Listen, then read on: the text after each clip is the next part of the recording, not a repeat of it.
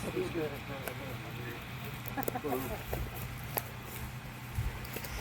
if you would, do me a favor. I need y'all to move back behind the muzzle.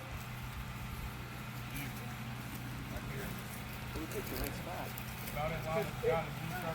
may not be in the direct line of fire, but it will hurt. And if everyone just stay where you are right now, that'd be perfect. Thank you.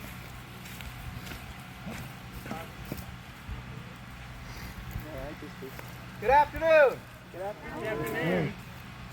A little bit better than everyone else today. I want to welcome you to Blakeley. We're going to do some cannon fire for you. Discuss some infantry, and I'll remind you at the end. But then we're going to have a lecture over here as soon as we're done. So I'm going to cut my little program short so we get everyone over there. But this is a 3-inch ordnance rifle. One of the best guns made during the war. The only gun the United States Army kept after the war because it was so well made, and none of them ever blew up in the war. To this day, you can still find them as salute guns at Army posts converted to breech loads. But we're going to go through the, go ahead and fire the gun for you, explain something about the round, and let this go there. Get out of there. Here, ho! Load!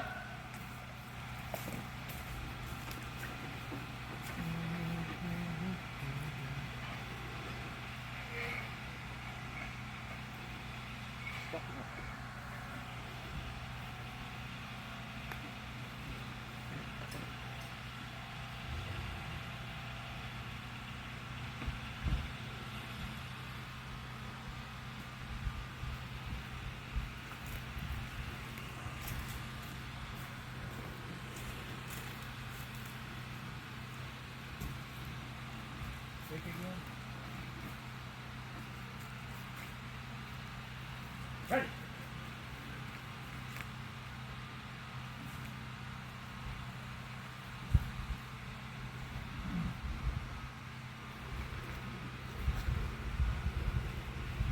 You're going to hold your ears, open your mouth, equalize the pressure. Fire! Oh, is it dead? Okay, real quick, I'm going to tell you how they work the guns. Number one, has the sponge rammer stab. He has the sponge is wet to extinguish embers in the breech. Then he turns around and has a solid portion to run the round down. Number two, on the other side, has a worm. That is only used during combat for drawing a round or misfire. We use it after every shot because we're using aluminum foil for safety. Number three, has a vent pick and a thumb stall. He keeps his finger over the vent. That keeps oxygen from going into fanning any flames because we don't want number one to have a bad day, run around down and it goes off while his hands are in front of it. Number four, on the far side, has the lanyard and some friction primer. This is our firing system. This is full of low copper tube, brass tube, full money to mercury. We got a serrated wire. When it's pulled out, it acts like a kitchen match. So send a flame down into the breech, igniting that charge. Number five carries the ammunition up to the cannon. And the gunner stands in the back. He does have a sight so he can aim. This is the rear sight that goes to the cannon. It's called a pendulum hoss. And so he'll control where the gun fires to. There's a chart in the lumber chest. We don't have that out here, but he'll call out a range. They'll figure out what they need to cut the fuses for the rounds.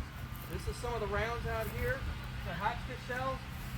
This is an exploding shell. This is a solid bolt. Fuse will go in this. He's cut to a certain time, and when it gets that time that burns, it will explode. This shell is an impact fuse, so when it hits, it's going to explode. This is for Napoleon. This is a solid shot, so it's just going to inflict damage. And we have a spherical case, so this is an exploding round. We put a little wooden and paper fuse in here, cut to a certain length, and it will go off. When the infantry is about to overrun us, we're going to put this in. This is called canister. So it's full of 69 caliber round balls. It's a tin can. When it's fired, it turns the cannon into a giant shotgun. If they're really close, we'll put two in there. It's going to be a bad day for the enemy. Another fuse they have is a Mormon fuse. So there'll be a special device. It looks like a key. When they figure out what the range is, there's numbers on here, 1, 2, 3, 4, 5, seconds to burn. They'll puncture that number and put it in top of the round. Flames ignite the fuses, and when we get down the range, it'll fire. We're going to fire one more round, and then we'll take the stock real quick. Go!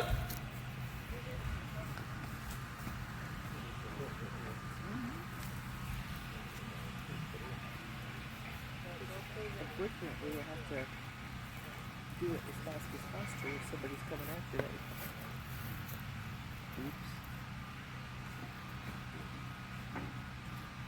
What?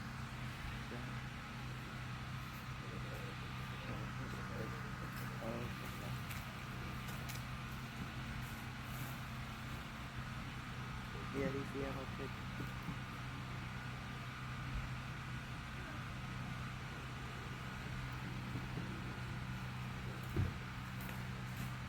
Ready!